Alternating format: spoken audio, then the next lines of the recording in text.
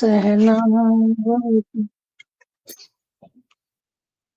ॐ सहना भवतु सहनो भुनक्तु सह वीर्यं करवावहै तेजस्विनावधीतमस्तु मा विद्विषावहै। ओम शांति शांति शांति। सबको सादर नमस्ते जी। जी नमस्ते जी, सभी को नमस्ते जी। तो वो देखे थे क्षत्रिय और शानच प्रत्यय, देखे आप लोगों ने कि नहीं?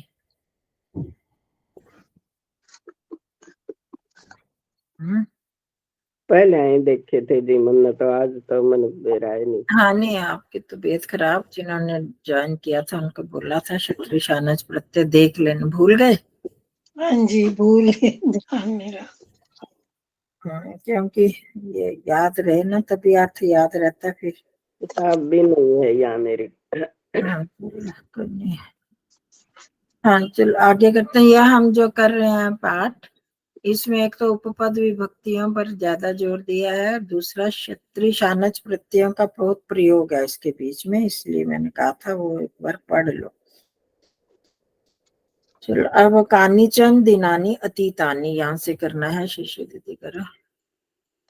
मतलब क्या कहानी हमने पढ़ी थी कि एक अकेला वो रहता था जंगल में, चूहा रहता था। उसने बहुत सारे पेड़ थे, उसके एक बट वृक्ष के नीचे उसने बिल बनाकर रखा हुआ था, वहीं पर रहता था। कुछ दिनों के बाद वहां पर एक शश आ गया। शश मतलब शशक, खरगोश। हाँ, तो वो बड़ा अहंकारी था, उसको बड़ा अहंकार था। तो चूहे ने वो भी अकेला था, तो चूहे ने सोचा चलो ये अकेला है, इसके साथ दोस्ती कर लेते हैं। एक दिन उसने उसको कहा कि हम दोनों चलो मैं भी तुम्हारे साथ खेल लूंगा, तुम करते तो हम दोनों इकट्ठा भ्रमण करेंगे, खेलेंगे। तो उसने कहा कि नहीं। और पहले दिन तो उसने सुना ही नहीं। दूसरे दिन कहता कि अच्छा नहीं जी, तू काला है और मैं गोरा हूँ, तो तेरे साथ मेरा शरीर भी काला हो जाएगा। ये कह के वो चला गया। मतलब ऐसा अहंकार था उसको।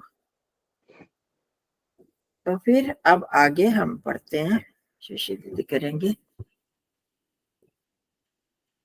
कहाँ से करवा रहे हो आचार्य ये जी? मैंने भेजे थे, पेज भेजे थे, फोटो भेजी थी। हाँ जी। इसमें वहां पर तो अब ये तीसरा पैरा है, कानीचन, तीसरा पेज, कानीचन दिनानी अतीतानी। मेरे तो निकला था नहीं, बस निकालो। तीसरा पेज है ये, पहला दूसरा तीसरा निकला।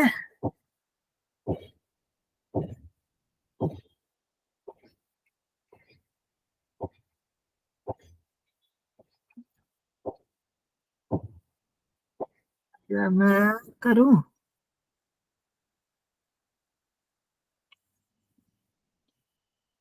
निकल रहा है आप लोगों का?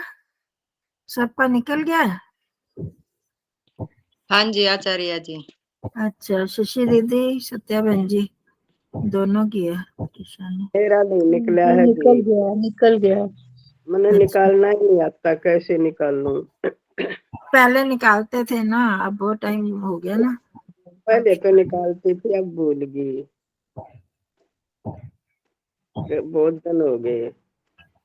उसको ऐसे करके ना पीछे संस्कृत क्लास निकालो ना, संस्कृत क्लास में ही फिर आपको पीछे करते जाओ तो आ जाएगा जो दिया इन्होंने डाला हुआ है। जो हमारा ना व्हाट्सएप में जो संस्कृति वाला ग्रुप है, उसको खोलो। ये मनीष आ गई हो तो उससे निकलवा लो मौसी जी। अभी आप नोनू हो तो उनसे निकलवा लो। निकल गया। निकल गया? हाँ, कोशिश करो तो निकल जाता है ना। नहीं, मनीषा ने निकाला है। अच्छा जी, सीख लो सीख लो। हाँ जी शशि दीदी, आपका म्यूट है, बोल रहे हो?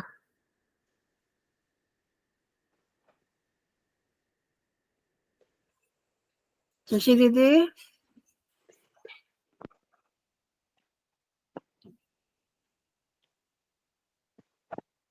आवाज नहीं आ रही आपकी।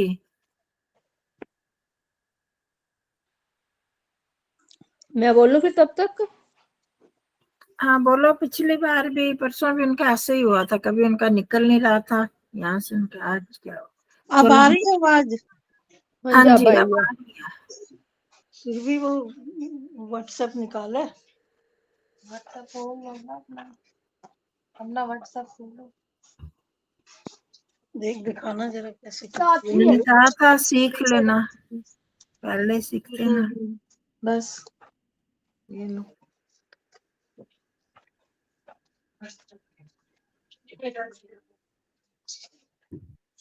हाँ जी, हाँ चलो। ये यहाँ से करना है ना? कानीचन हाँ जी दिनानी हाँ जी। अतितानी, हम्म। कुछ दिन बीते। हाँ कुछ दिन बीत गए, इस बात को कुछ दिन बीत गए। चूहा और उन दोनों की बात चल रही थी ना, वो खरगोश ने मना कर दिया, हाँ ये बात बताई, तो इसके बाद कुछ दिन बीत गए। एकदा मूषकः बिलात बहि निर्गत्य अटन आसीत। हम्म। एकदा मतलब एक बार, हाँ जी। मूषकः चूहा, हम्म। बिलात बहि निर्गत्य, बिला बिल से बाहर हम्म। निकला। हाँ निर्गत्य, निकल कर, ल्यप प्रत्यय। निर्गत्य निकल कर अटन अटन आसीत। अटन मतलब घूमता हुआ, भ्रमण करता हुआ था, है? हाँ जी, भ्रमण करता हुआ था मतलब कि भ्रमण कर रहा था। एक तो हम करते हैं ना लंग लकार में सीधा आ जाता है कि भ्रमण किया, उस वो घूमा, भ्रमण किया। अब ये दो तरह से जो क्षत्रिय और शानच प्रत्यय है, इसके दो तरह से हम अर्थ करते हैं। वो करता हुआ, अब आसीत लगे, करता हुआ था मतलब कि वो घूम ही रहा था। अट ये क्षत्रिय प्रत्यय में तो वही अट, अट मतलब घूमना, भ्रमण करना, ऐसे घूमना। तो जैसे हम भी बोलते हैं ना देशाटन, देशाटन करने के लिए, देश घूमने के लिए गए, तो वही अट है यहाँ पर। तो घूमता हुआ था अर्थात घूम रहा था। न अति दूरे शशः। क्षत्रिय प्रत्यय है, हम्म। क्षत्रिय प्रत्यय अटन। हाँ जी हाँ जी। न अति दूरे शशः अपि क्रीडति स्म। हाँ जी। न अति दूरे, इसका क्या मतलब हो? कुछ दूर, ज्यादा दूर नहीं। हाँ अति दूर है न, तो बहुत दूर नहीं, तो इसका मतलब थोड़ी दूर ही या पास में ही, ये अर्थ हुआ, बहुत दूर नहीं, थोड़ी दूर। खरगोश भी हम्म। क्रीडति स्म, खेलता। खेल रहा था, ये आपने बताया था, स्म लग जाता है तो हाँ था स्मा को का कल भी बोलते हैं। बताया था परसों कि स्मा में मतलब यूज टू के अर्थ में आता है। खेल रहा था, खेलता था नहीं, खेल रहा था, स्म जब लग जाता है। खेल रहा था। हम्म। तदा अकस्मात् हम्म। कुतश्चिन् कश्चन सिंहः तत्र आगतः। हम्म। तदा तभी हम्म। अचानक हम्म। कोई हम्म। कोई शेर हाँ वहां जी। आया। हाँ कुतश्चित, कश्चन तो हो गया कोई शेर वहां आ गया आया, कुतश्चित कहीं से। हाँ जी कहीं से। अच्छा। हाँ, कुतः होता है ना कहाँ है।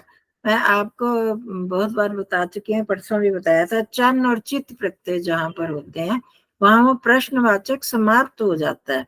जैसे कुतः कहाँ से, कह कौन है, अगर कह खाली लगाए तो कौन, कुतः कहाँ से, ये प्रश्नवाचक बन गए।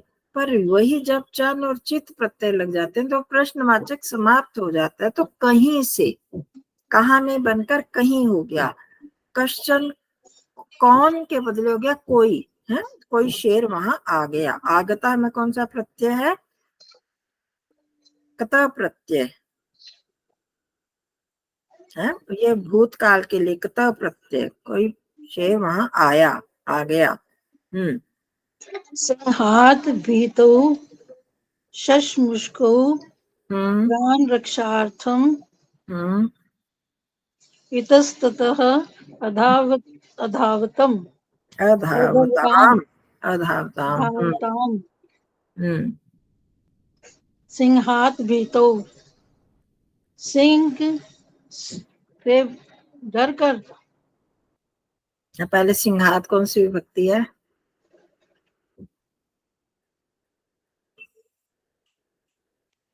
रामात सिंहात। पंचमी। हाँ ये तो एकदम याद होनी चाहिए, शेर से भीतऊ।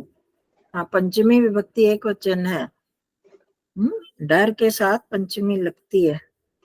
यहाँ ऊपर मैंने बताया नहीं, बिला बही के साथ भी पंचमी है। यहाँ पर डर, जिससे डरते हैं उसमें भी पंचमी होती है ना।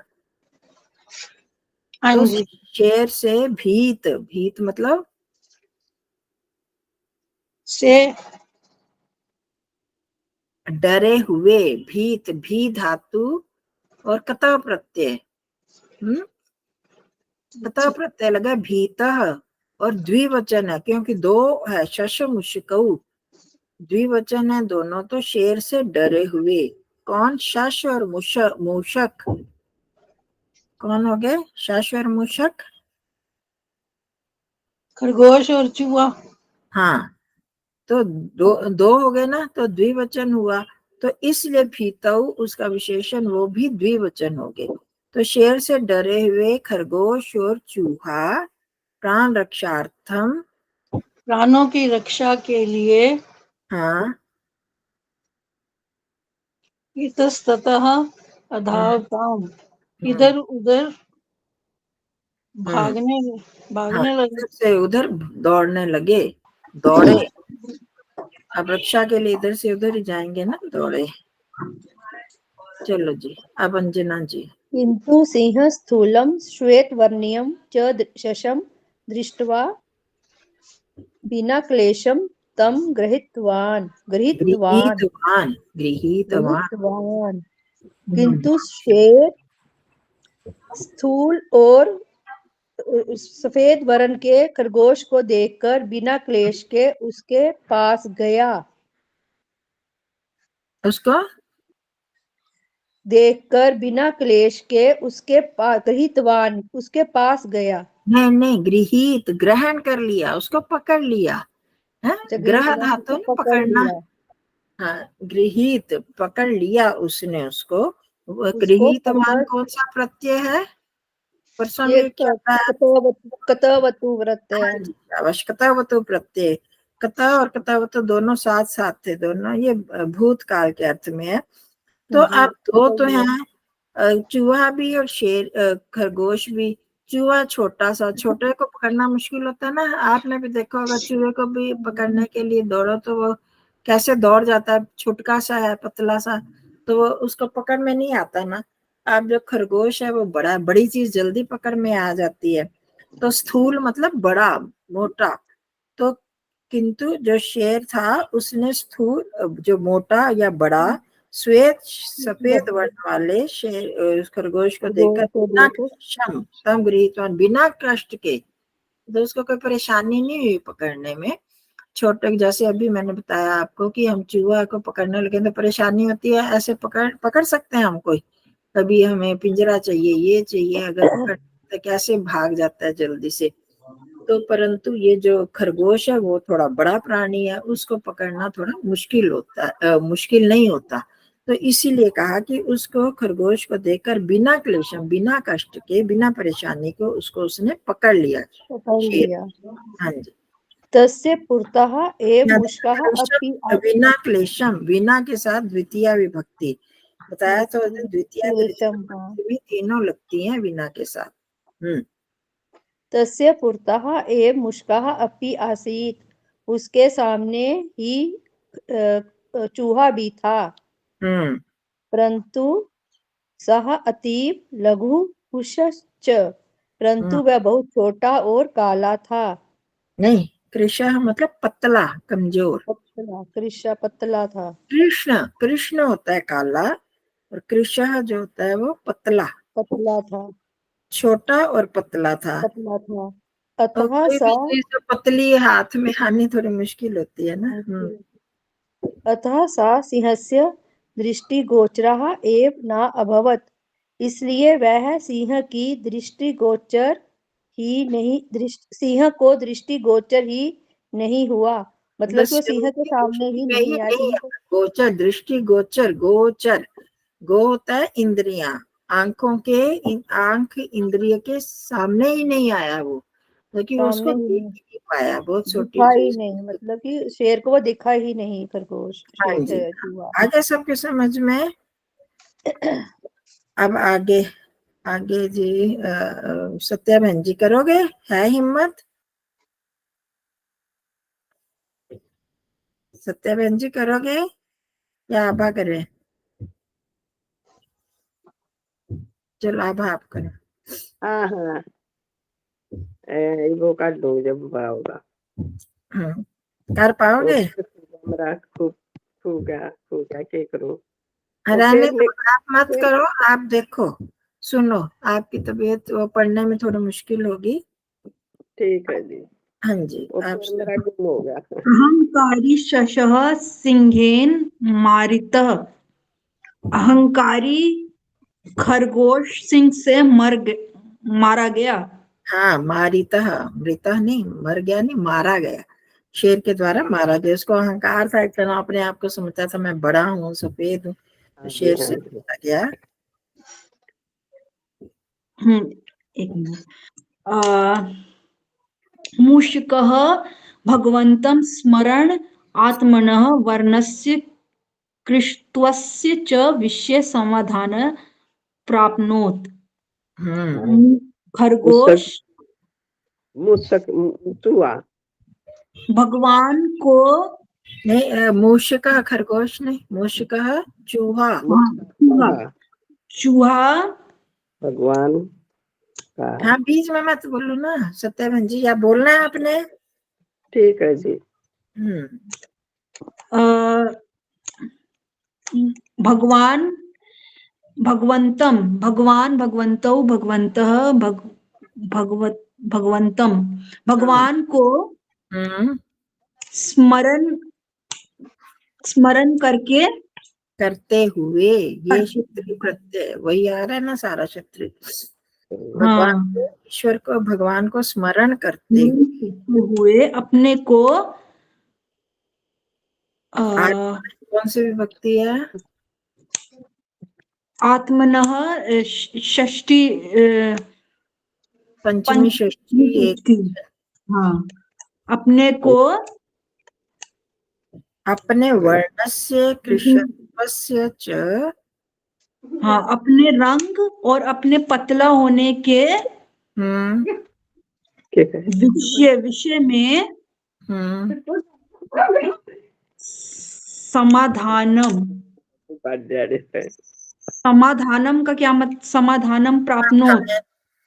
हाँ, समाधान होता है ना, सॉल्यूशन, मतलब जैसे अब जैसे कोई भी हमें अहंकारी कोई हमें कह दे कि तुम्हारी शक्ल सूरत ही खराब है, तुम्हारी मतलब शक्ल क्या है, तुम्हारा कद छोटा है, तुम्हारे रंग काला है, ऐसे कहते हैं, तो हमें भी थोड़ी शंका सी हो जाती है ना, जब इंसान को कहता है। समाधान को प्राप्त होता है, प्राप्त हो गया, ये लंग लंग लगा रहा है ना, प्राप्नोत, मतलब कि वही चीज समझा रही हूँ कि जब उसको खरगोश ने कहा होगा कि तुम काले भी हो और पतले भी हो, सुकड़े से छोटे से हो, तो उसके दिमाग में भी आ गया होगा ना, है क्या भगवान ने मेरे को बनाया, छोटा सा बना दिया, काला बना दिया। तो वो चीज कह रहा है कि जब वो खरगोश मारा गया तब मूषक ईश्वर को स्मरण करता हुआ उसने अपने रंग और कृशत्व, पतलेपन का, छोटेपन का के विषय में समाधान प्राप्त कर लिया। जो अपने आप को कोसता होगा कि मैं इतना ये मेरे से इसलिए नहीं खेल रहा कि मैं काला हूँ, छोटा हूँ, अब उसको आगे शुक्र है मैं काला और छोटा हूँ तभी तो बच गया।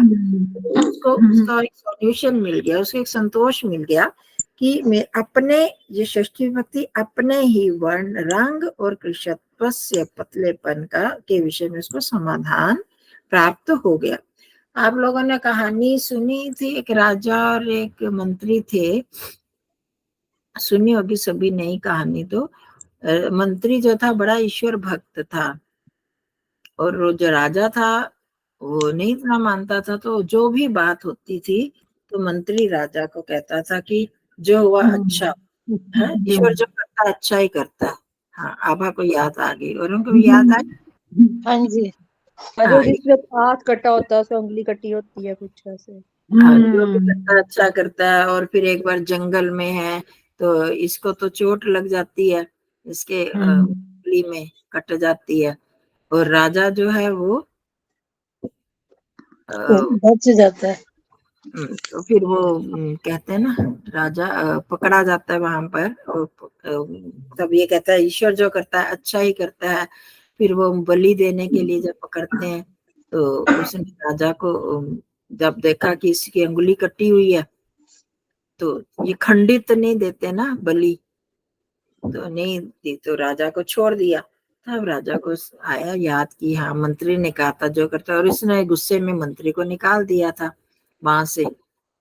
तो अब जब राजा जाता है और छूट के जाता है तो अब उसको याद आती है मंत्री ने ये कहा था और सचमुच मेरे लिए तो बड़ा अच्छा हुआ। पर उसको एक शंका हुई कि अगर मेरा तो भला हो गया, अगर मंत्री को मैंने निकाल दिया मंत्री पद से तो उसका क्या भला हुआ।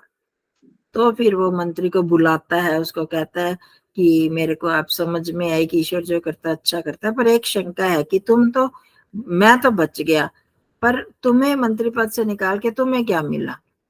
तो फिर वो क्या उत्तर देता है कि मैं साथ होता तो फिर वो मैं मारा जाता। अगर मैं साथ होता तो मेरी बलि दे देते ना, तो ये अच्छा नहीं हुआ। ईश्वर जो करता है अच्छा करता है, वही चीज है यहाँ पर, उसका भी समाधान मिला। तो हमें कभी भी किसी को कोसना नहीं चाहिए। जो सोचते हैं ना, बहुत सारी कहानियां इस तरह की, वो एक व्यक्ति सोचता है ईश्वर ने इतने बड़े पेड़ पर छोटे से आम लगाए और बेल में इतने मोटे मोटे सीताफल लगा दिए तो उसके सिर पर गिरता है, ईश्वर को बनाना ही नहीं आता। तो अगर वो जब उसके सिर पर वो आम गिरता है तो उसकी तब होश ठिकाने आती है। अगर यहीं पर सीताफल जैसे इतना बड़ा फल लगा होता तो फिर मेरा क्या हाल होता है, से वो उसके नाक पर गिरता है। तो ईश्वर के आगे हम कुछ नहीं कह सकते। ईश्वर जो करता है वो बहुत ही सोच समझकर उसके कार्य होते हैं। ठीक है, तो इस प्रकार से उसको समाधान मिल गया। तथा परम सुखेन जीवित वांच। इसके बाद परम सुख से जीता हुआ, और इस प्रकार उसके बाद परम परम सुखेन जीवित वांच, जीता एक तो उसको समाधान प्राप्त हो गया, दूसरी बात वो बहुत सुख के साथ फिर जीवन व्यतीत करने लगा, जीवित रहा। तो एक दृष्टांत है, ऐसी बात नहीं कि ऐसे पशु पक्षियों में या आपस में ऐसी कोई कहानियां होती हैं, पर ये इस तरह से कई बार कुछ ना कुछ घटनाएं घटित हो जाती हैं। तो यहाँ अहंकार की बात, हर चीज में कोई कहता है कि मेरे में ये गुण है तो मैं अच्छा हूं, तो दूसरे में ये दुर्गुण है, तो वो उसके लिए ही लाभकारी होता है। तो हमें किसी को भी छोटा नहीं समझना चाहिए, हर एक की अपनी अपनी क्वालिटीज होती हैं। ये तो अगर वो उसके साथ होता तो शायद वो उसको भी, आपने कई ऐसी कहानियां सुनी होंगी। एक बार शेर भी किसी पिंजरे में बंद हो गया और चूहे ने उसको कुतर कुतर के उसको बाहर निकाला था। तो हर जीव जो है वो एक दूसरे की सहायता कर सकता है अगर हम अपनी मित्रता बनाकर रखें। तो किसी की बुद्धि तेज होती है, किसी को कुछ ना कुछ वो मिल जाता है, क्लू मिल जाता है कैसे करते हैं। चलो ये हो गया एक पार्ट। और ये हमें शिक्षा देता है कि हमें भी अहंकार नहीं करना चाहिए कि मैं सुंदर हूँ, मेरी बुद्धि अच्छी है, या मेरी आवाज अच्छी है, मेरा ज्ञान बहुत है। हमें किसी भी चीज का अहंकार नहीं करना चाहिए। ईश्वर के आगे हमारी कुछ भी औकात नहीं। और बहुत हम कहेंगे कि मेरे को बड़ा ज्ञान है, और मेरे से कितने लोगों का इतना ज्ञान है कि हमारा उसके आगे एक समुद्र की बूंद की जितना भी नहीं है। और बुद्धि हमारी अच्छी है, क्या पता किस वक्त बुद्धि खराब हो जाती है, औरों की हमसे भी बहुत अच्छी है। इसलिए जब हम एक दूसरे से कंपेयर करते हैं तो क्या होता है कि हमारा अहंकार नष्ट होता है। और अहंकार आने में क्या होता है, हम आगे बढ़ने के लिए हमारे सारे चांसेस खत्म हो जाते हैं। मेरे को तो ये भी आता है, ये भी आता है, ये भी होता है। तो इसलिए हमें ऐसा नहीं, अहंकार नहीं करना चाहिए। शिक्षा मिली इससे। अब आगे दूसरा पेज निकाल लो। इसके जो एक्सरसाइज है, अभ्यास है, उसको देखते हैं। यह हमने यहाँ पर इन्होंने बताया कि भाषा, ये किताब जहाँ से ये लेसन लिया आपको याद होगा, पहले भी हम करते थे, भाषा प्रवेश है। तो वहां पर हमने सह विना पूर्वतः, इसका इनकी विभक्तियों के बारे में आपने जाना था। ये बता रहे इति एतादृशानाम पदानाम प्रयोगम ज्ञातवंता। चलो इसका भी अर्थ करो। आगे कौन है? सविता करो। भाषा प्रवेशस्य प्रथम भागे वयम सह वयम। हाँ सविता जी। भाषा प्रवेश के प्रथम भाग में हम सब ने विना पूर्तः, हाँ ये सह अभी आएगा, वयम तक बात पूरी होगी। भाषा प्रवेश से प्रथम भागे वयम सह विना पुरतः। स विना पूर्तः इसमें यह के ऊपर एक ही मात्रा होनी चाहिए। इत्येतादृशानाम पदानाम प्रयोगम ज्ञातवन्तः। पदानाम प्रयोगम ज्ञातवन्तः। ये ज्ञातवन्तः का कौन सा प्रत्यय? क्षत्रि नहीं, बताओ। कतवतु ज्ञानवान, हाँ ज्ञातवान। कतवतु ज्ञातवन्तः। विभक्तियां वैसे चलती है, क्षत्रिय की भी वैसे चलती है, इसी तरह ही अच्छा। चलेगी। पर उसका अर्थ यहाँ नहीं बनता ना। क्षत्रिय को तो कोई क्रिया जो हो रही है, अभी समाप्त नहीं हुई, समाप्त हो चुकी है। ये कतवतु प्रत्यय का रूप है। इति एतादृशानाम पदानाम प्रयोगम ज्ञातवन्तः। आया सविता समझ में? इन पदों के प्रयोग को जाना। हाँ, इति ये जो है सह विना पुरतः, इस ये जो है इस प्रकार के एतादृशानाम, इस प्रकार के पदों का प्रयोग को जाना था। है एतादृशानाम इस प्रकार के, इस प्रकार सह विना पुरतः ये नहीं, और इसी तरह के और भी इस प्रकार के पदों के प्रयोग को जाना था। शाम प्रयोग है का विभक्ति ही भवति इत्यापि ज्ञातवन्तः। उनके प्रयोग से विभक्तियां, कौन सी विभक्ति है? सप्तमी है ना। इनके प्रयोग में, इनके प्रयोग में, हाँ सप्तमी बहुवचन, एक वचन बहुवचन नहीं, एक वचन। इनके प्रयोग में विभक्तियां, विभक्ति ही भवती, का विभक्ति भवती, कौन सी विभक्ति? कौन सी? कौन सी कौ के पुल्लिंग में है, स्त्रीलिंग में का के का, और नपुंसकलिंग में क्या होता है? कौन सी विभक्ति है? आदि इत्यपि ज्ञातवन्ता, यह भी जाना था।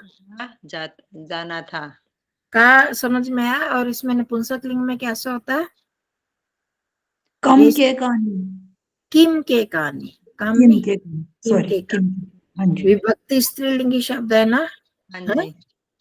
तो इसलिए का उसके विशेषण में आया, का स्त्रीलिंगी आया, का विभक्ति बोलते। कौन सी विभक्ति होती है? यह भी जाना था।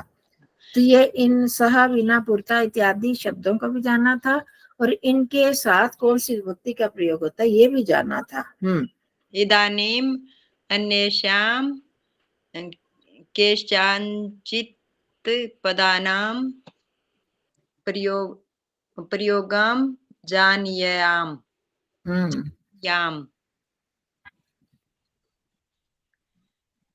इदानीम, अब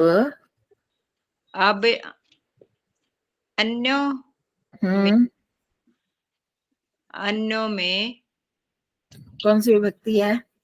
अन्येषाम, अन्येषां, केषाम, चित, ये सप्तमी। सप्तमी तो नहीं है। अन्येषाम षष्ठी होती है ना। तेषाम, षष्ठी है जी। तेषाम, केषाम, ये षष्ठी विभक्ति है। अन्येषाम केषांचित पदानाम, अन्य कुछ पदों के, पदानाम भी षष्ठी है। हाँ ये जी, सारे उसके विशेषण विशेष है। हाँ जी। अन्य कुछ पदों के प्रयोग को जान रहे हैं। हाँ जी। जानते हैं या जान रहे हैं। इदानीम, अब अन्य कुछ पदों के प्रयोग को भी जान रहे हैं। अस्मिन् पाठे तानि पदानि स्थूलाक्षरैः बुआ जानीयाम में क्या है? जानीयाम, जानियाम ज्या धातु है। जाने, ये असल में वो है विधि लिंग लकार, उत्तम पुरुष बहुवचन, उसमें अच्छा। जाना था।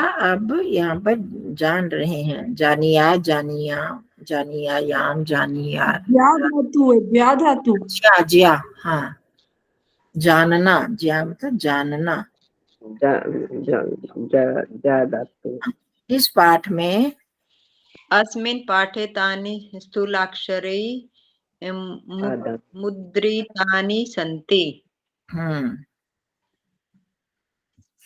मुद्रातानि सन्ति। अस्मिन्, हाँ बोलो सत्याग्रह जी।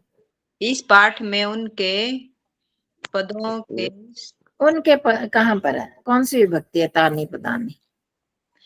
तानि प्रथमा बहुवचन। हाँ, प्रथमा बहुवचन, तो सीधा वो अर्थ करो ना, अपने आप बन जाएगा।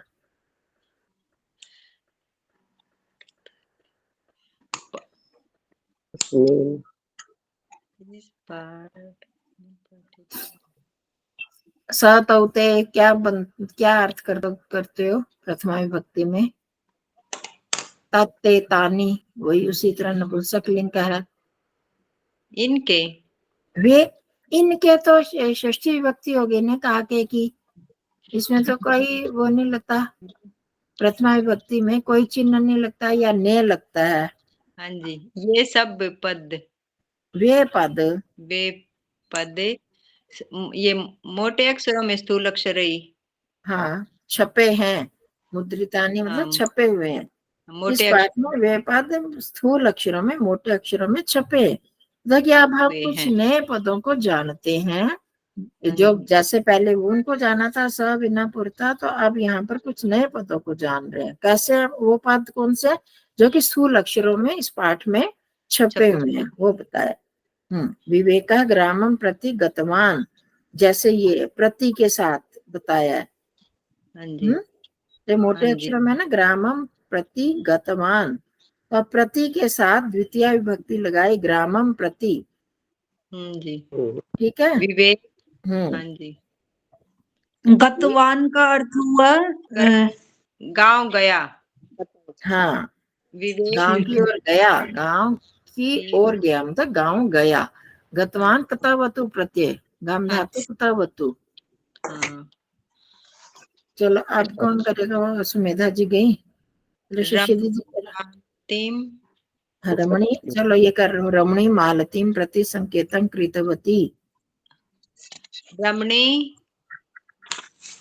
मालती ये मालती शक्ति की ओर संकेत करती है। करती है नहीं, ये भी कथा तो प्रत्यय ना स्त्रीलिंगी है, तो इसलिए भूतकाल में आएगा ना। संकेत किया। हाँ, रमणी ने मालती के प्रति मालती की ओर संकेत किया। या पुत्रम प्रति अवगतः अवदत। अवदत अवदत। पिता पुत्र की को बोला। हाँ, पिता पुत्र की ओर बोला, अर्थात पिता ने पुत्र को कहा। तो ये सारे जो प्रति के साथ द्वितीय विभक्ति लगती है, इसके प्रयोग हैं, ये समझाया। चलो धिक आगे बोलो सत्या बहन जी, आप बोल तो रहे हो। दिक का क्या मतलब वो है जी? धिक बताओ क्या होता है? धिक्कार हो। हाँ, धिक्कार है, धिक्कार है, ये भी धिक्कार अव्यय है। हाँ,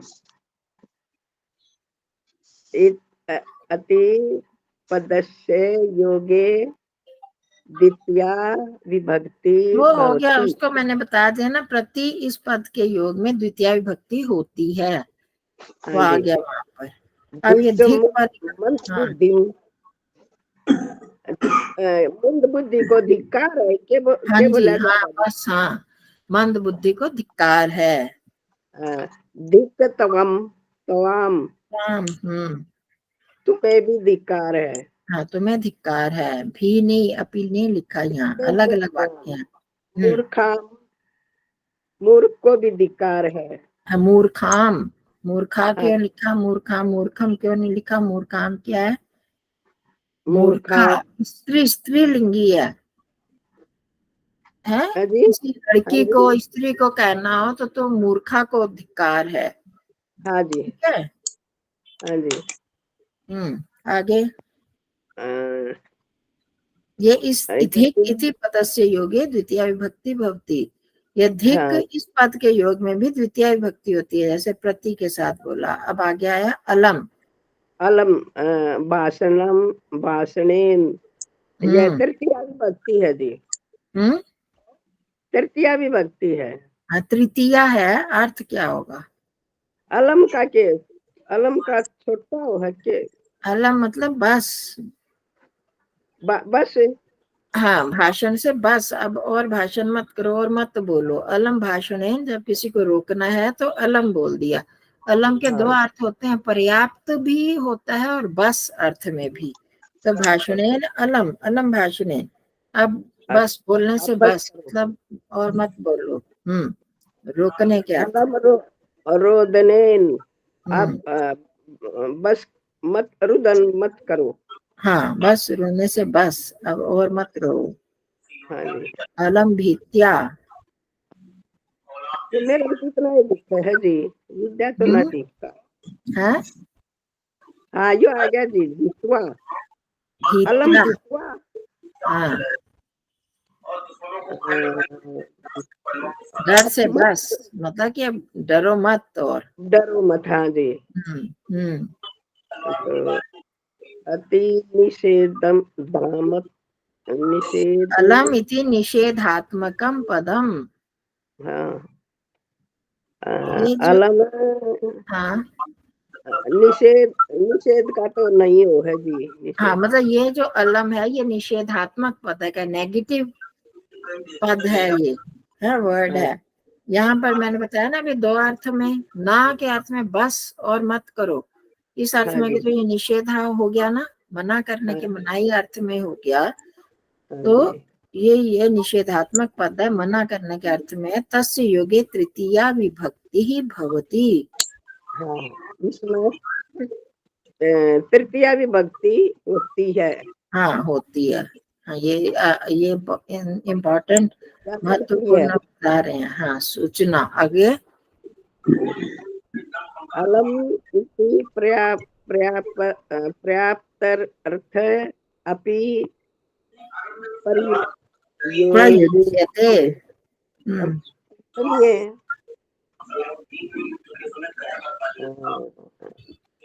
हाँ, अभी बताया था ना, पर्याप्त के अर्थ में भी अलम का प्रयोग होता है।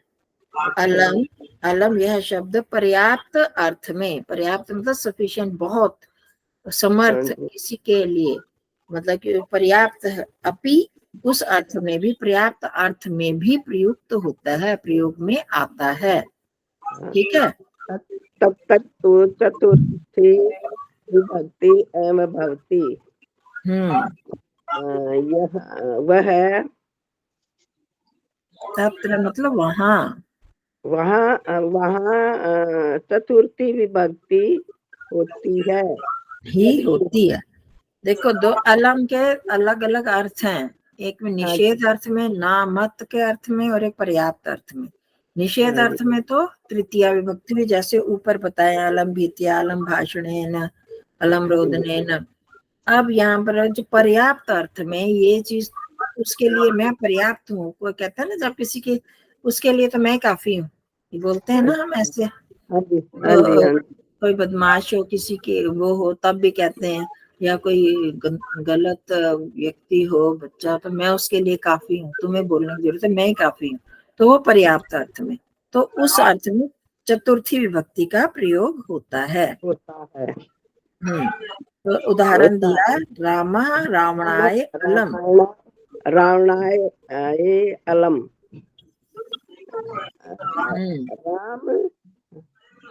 राम रावण के लिए पर्याप्त है, पर्याप्त है। राम रावण से निग्रहण समर्थ इत्यर्थः। तो इसका क्या अर्थ हुआ? राम रावण के लिए पर्याप्त है, तो वो अर्थ यहाँ पर बताया इस वाक्य में, राम रावण के निग्रहण में, उसको पकड़ने में, उसको वश में करने में, उसको रोकने में समर्थ है, ये अर्थ है यहाँ पर। तो अब इसका क्या सारांश निकला कि जब कभी अलम शब्द का प्रयोग किया हुआ है कहीं पर, वहां पर अगर तृतीया विभक्ति लगी है तो हम क्या उसका अर्थ करेंगे? नेगेटिव सेंस में, नकारात्मक, निषेध अर्थ उसका आएगा। जैसे यहाँ पर अलम भाषणेन, अलम रोदनेन, अलम क्रंदनेन, ऐसे कुछ भी, तो वहां पर आप शोर मत मचाओ। और अगर वहां पर चतुर्थी विभक्ति लग गई तो उसके लिए वो पर्याप्त अर्थ हमने अपने आप समझ लेना है। ठीक है। तो जब चतुर्थी विभक्ति का प्रयोग पर्याप्त अर्थ में, अलम के पर्याप्त अर्थ में होता है। चलो शिष्य दीदी आगे पढ़ो। सदृश, कालिदासेन सदृशः कविः अन्यः नास्ति। कालिदास के समान कवि अन्य नहीं है। सदृश का मतलब एक जैसा, हाँ, जैसा, उसके समान। कालिदास के सदृश कोई दूसरा कवि नहीं है। तो अब सदृश के साथ तृतीया विभक्ति लगती है, ये बता रहे हैं सदृश। चंद्रेन सदृशं मुखम सीतायाः। सीताया से शुरू करें। हाँ, सीता चंद्रेन सदृशम, चंद्र के समान। हाँ, मुखम सीतायाः। सीतायाः कौन सी विभक्ति है? लतायाः।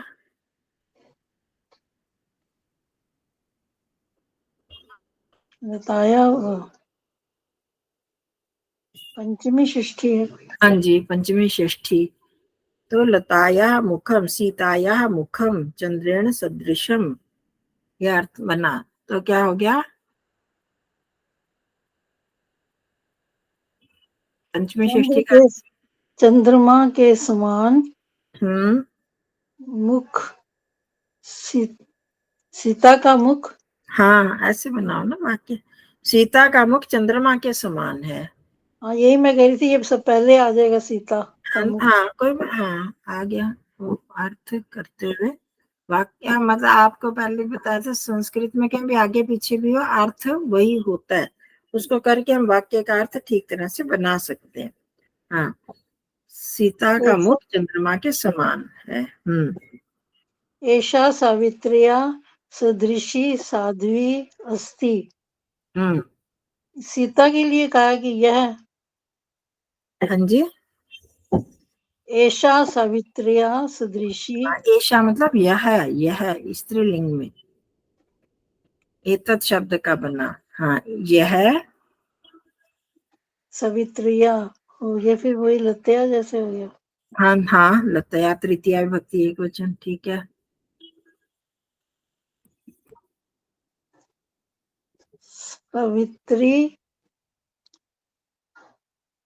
सावित्र्या है हाँ, तृतीया विभक्ति एक वचन है ना।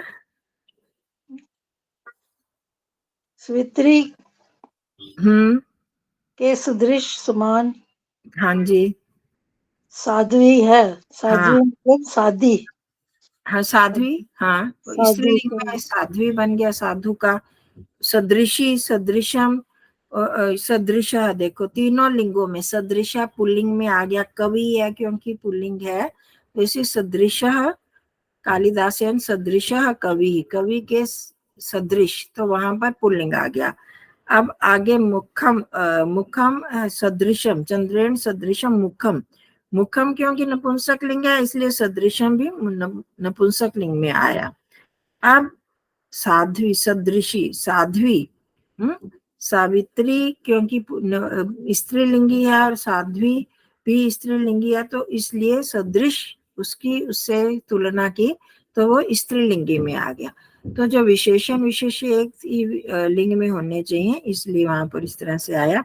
और पर वो क्योंकि शब्द एक ही है, सदृश है, सदृश के साथ तृतीया विभक्ति लगती है, तो सब में कालिदासेन सदृशा, चंद्रेण सदृशम, सावित्र्या सदृशी, जिससे तुलना की उसमें तृतीया विभक्ति का प्रयोग हुआ है।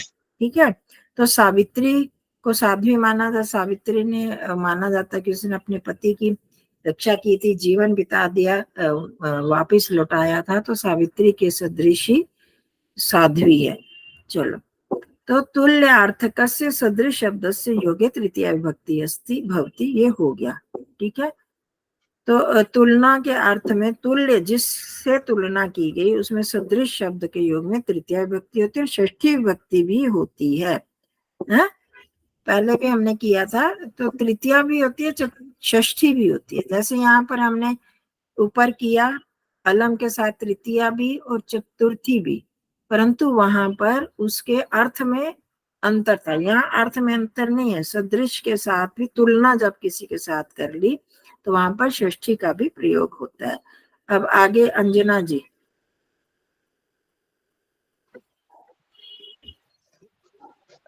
रीते, रीते भी बिना, इसका मतलब जलात रीते मीना ना जीवती, जल पंचमी आई, जल के बिना मछली नहीं जीती है।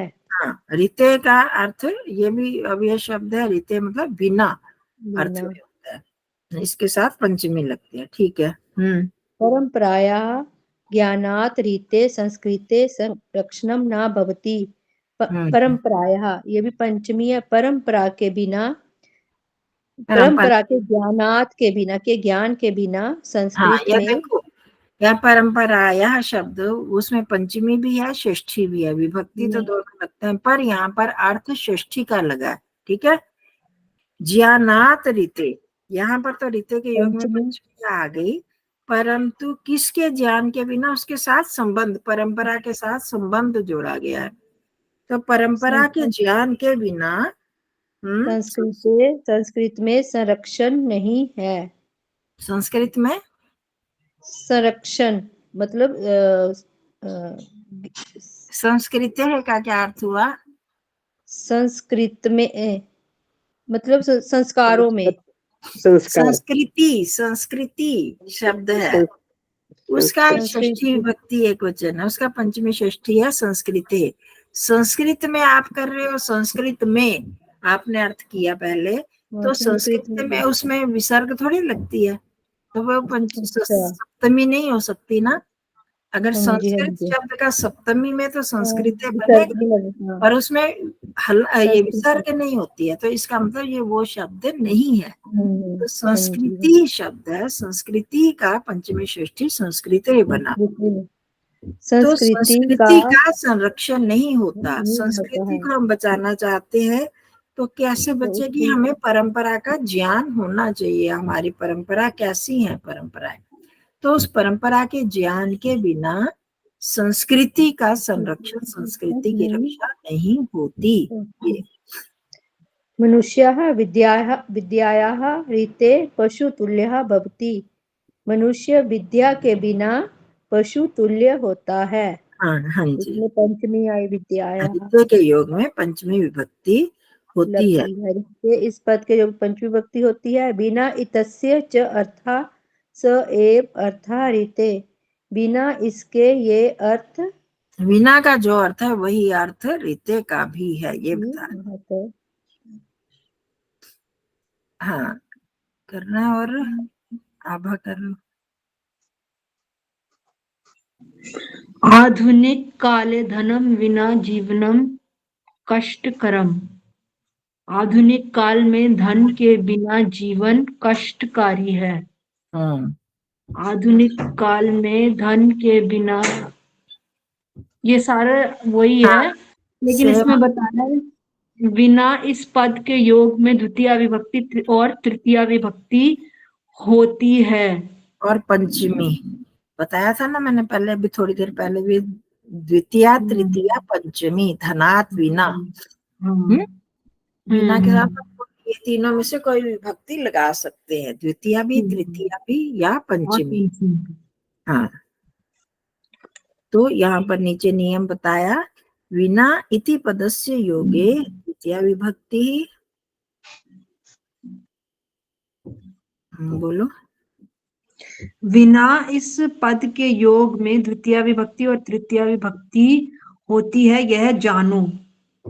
नहीं, इति जाने में इतना तो हम जानते हैं, इतना तो हम जानते हैं, इतना हम जानते हैं, यह हम जानते हैं। तस्य इसके योगे, योग में पंचमी विभक्ति भी होती है, यह विशेष है। हाँ यहाँ पर यह विशेष चीज बताई है कि पंचमी विभक्ति। जानी मह क्या हुआ बुआ? जानी मह का क्या वो हुआ पद परिचय? हाँ जी, जानी मह का क्या पद परिचय हुआ? जानते, ज्या धातु है, जानाति, जानीतः, जानन्ति, ऐसे चलता है। इसको ढूंढना जरा, ज्या धातु का, तो उसमें उत्तम पुरुष बहुवचन का रूप है जानीमः। ठीक है, चलो पूर्व पर। हाँ मैं ही करूं? हाँ कर लो, थोड़ा सा सविता कर, सविता कर लेते हैं। हाँ जी, पूर्व पर लक्ष्मणात् पूर्वः रामः। लक्ष्मण से पहले राम। हाँ लक्ष्मण से पहले राम, रामात् परः लक्ष्मणः। राम से पहले लक्ष्मण। नहीं, परः, परः का भी मतलब पहले होता है, नहीं, बाद बाद। बाद। हाँ यह बता रहे हैं, पूर्व और पर दोनों में पंचमी विभक्ति का प्रयोग होता है, तो उसका प्रयोग बता रहे हैं कि लक्ष्मण से पूर्व राम थे और राम से बाद में लक्ष्मण। लक्ष्मण ना, राम बड़े थे तो हाँ पहले हुए लक्ष्मण से, हाँ और जी। लक्ष्मण छोटे थे तो राम के बाद हुए। मंगलवारा वासरात् पूर्व सोमवासरः। मंगलवार से पहले सोमवार, सोमवासरात् परः मंगलवासरः। सोमवार के बाद मंगलवार। हाँ वो आपको पता है ना, सोमवासर, वारः के बदले वासर शब्द संस्कृत में प्रयोग होता है। तो मंगलवार से पहले सोमवार और सोमवार के बाद मंगलवार, हमें इसका प्रयोग भी आ जाए बाद और पहले का। भाद्रपद मासात् पूर्वः श्रावण मासः। भाद्रपद से पहले श्रावण मास, श्रावण मासात प्रह पर क्या बोलते पूरा ना, हिंदी समझाया था परमात्मा परह।